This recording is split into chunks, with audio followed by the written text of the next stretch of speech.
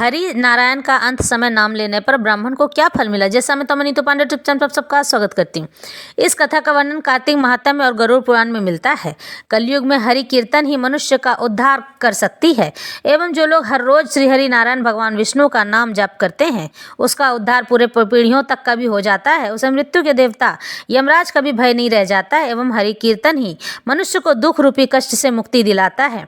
इसलिए यह मनुष्य के लिए हरि कीर्तन करते रहना चाहिए ताकि नारायण स्वयं हम सबकी मति भ्रष्ट होने से बचा सकें।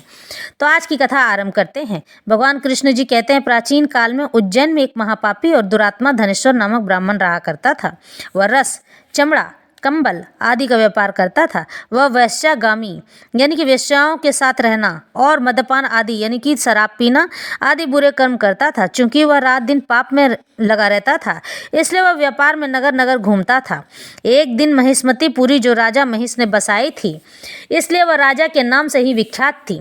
नगरी के पास ही पापनाशिनी पुण्यकारिणी भगवती नर्मदा बहती थी। उस नदी के किनारे देश देशांतर से आए यात्री कार्तिक व्रत करने को कुछ दिन के लिए वहां रुके हुए थे।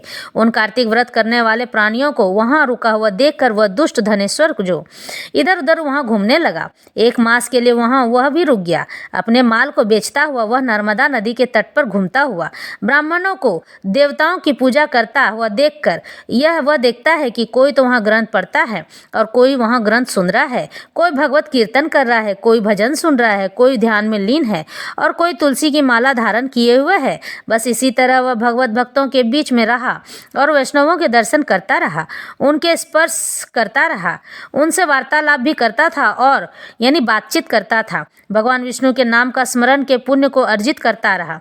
वह कार्तिक के व्रत की उद्यापन विधि तथा जागरण को भी देखता रहा। उसने पूर्णिमा के व्रत को भी देखा कि व्रती ब्राह्मणों तथा गौओं को भोजन करा रहे हैं, उनकी दक्षिणा आदि भी दे रहे हैं। उसने नित्य प्रति भगवान शंकर की प्रसन्नता के लिए होती दीपमाला भी देखी। त्रिपुर नामक राक्षस के तीनों पुर को शंकर जी ने इसी तिथि को जलाया था, इसलिए शिव जी के भक्त इस तिथि को दीप उत्सव मनाते हैं। जो मनुष्य मुझ में और शंकर जी में अंतर मानता है उसकी सारी क्रियाएं निष्फल हो जाती है। धनेश्वर वहां की पूजा विधि देखता हुआ इधर उधर घूम रहा था कि उसे काले सर्प ने काट लिया और वह भूमि पर गिर पड़ा। उसकी यह दशा देखकर वहां के दयालु भक्तों ने उसे चारों ओर से घेर लिया और उसके मुंह पर तुलसी दल मिश्रित जल के छींटे देने लगे और जब उसके प्राण निकले तो यम के दूत उसे बांधकर कोड़ों से मारते हुए यमपुरी को ले गए। उसे देखकर चित्रगुप्त ने यम से कहा, इसने बाल्यकाल से लेकर आज तक बुरे काम ही किए हैं। इसने जीवन में पुण्य तो लेस मात्र भी नहीं किया है। दिखाई देता है यदि मैं पूरा 1 वर्ष आपको सुनाता रहूं तो इसके पापों की सूची भी समाप्त नहीं होगी। यह महापापी है, अतः इसको 1 कल्प तक घोर नरक में डालना चाहिए, यानी कि बहुत लंबे समय तक घोर नरक में डालना चाहिए। चित्रगुप्त की बात सुनकर यमराज ने बड़े क्रोधों में आकर उसे अपना कालनेमी के समान भयंकर रूप दिखाते हुए अपने अनुचरों को आज्ञा देकर कहते हैं, हे प्रेत सेनापतियों, इस दुष्ट को मुदगरों से मारते हुए कुंभीपाक नरक में डाल दो। सेनापति ने मुदगरों से उसका सिर फोड़ते हुए कुंभीपाक नरक में ले जाकर खोलते हुए तेल के कड़ाह में डाल दिया। प्रेत सेनापतियों ने ज्यों ही तेल की कढ़ाई को फेंका तो लपलपाती हुई आग अपने आप ठंडी हो गई, जैसे कि प्रहलाद को अग्नि में डालने से वह ठंडी हो गई थी। यह विचित्र घटना देख के प्रेत सेनापतियों ने यमराज के पास जाकर सब हाल कह सुनाया।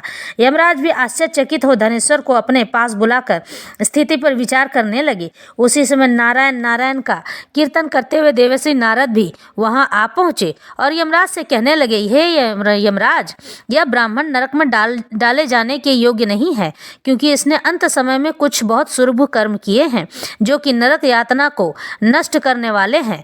जो लोग भगवत भक्त का दर्शन करते हैं, उनसे वार्तालाप करते और उनका स्पर्श करते हैं, चाहे उन्होंने कोई पुण्य कर्म न किया हो, सहज में ही स्वर्ग के अधिकारी हो जाते हैं। अतः धनेश्वर भी पुण्यात्माओं के संग व स्पर्श से स्वर्ग का अधिकारी हो गया है। अतः यह पुण्यात्मा है, इसे यक्ष योनि दे दो और केवल इसे पाप भोग करने वाले नरक को दिखा दो। भगवान कृष्ण फिर से कहते हैं, जब नारद जी ऐसा कहकर चले गए तो धनेश्वर को पुण्यात्मा समझाते हुए यमराज ने दूतों को उसे नरक दिखाने की आज्ञा दे दी। भगवान श्री कृष्ण ने कहा, प्रेतपति यमराज की आज्ञा से धनेश्वर को नरकों के पास ले जाया गया और उसे दिखाते हुए कहने लगे, हे धनेश्वर, इन भयंकर नरकों को देखो जिनमें कि पापियों को यम के दूत सदा ही दुख देते रहते हैं। यह देखो, यह तप्त वाचुक नामक नरक है जिसमें देह जलने के कारण पापी विलाप कर रहे हैं। भोजन के समय जो प्राणी भूखों को भोजन नहीं देते हैं वह बार बार नरक में डाले जाते हैं। वह मनुष्य जो गुरु, अग्नि, ब्राह्मण, गौ, वेद और राजा इनको लात मारते हैं, वह भयंकर नरक अतिशय पापों के करने पर मिलते हैं। अब देखो, यह दूसरा अंधक मिश्र नामक नरक है। हे ब्राह्मण, सुई की भांति मुख वाले तपोत नामक कीड़े इन पापियों को काट रहे हैं। इस नरक में दूसरों का दिल दुखाने वाले पापी गिराए जाते हैं। अब यह तीसरा क्रकय नामक भयंकर नरक है। इस नरक में पापी आरे से चीरे जाते हैं। यह नरक भी असीमत्रवण आदि भेदों से 6 प्रकार का है। इसमें स्त्री तथा पुत्रों में वियोग कराने वाले प्राणियों को कढ़ाई में पकाया जाता है। 2 प्रियजनों का बिछोह कराने वाले मनुष्य भी असीमंत्र सभी तलवार की धार से काटे जाते हैं और कुछ भेड़ियों के डर से भाग जाते हैं। अब तुम यह चौथा नरक देखो, इसका नाम अर्गल है।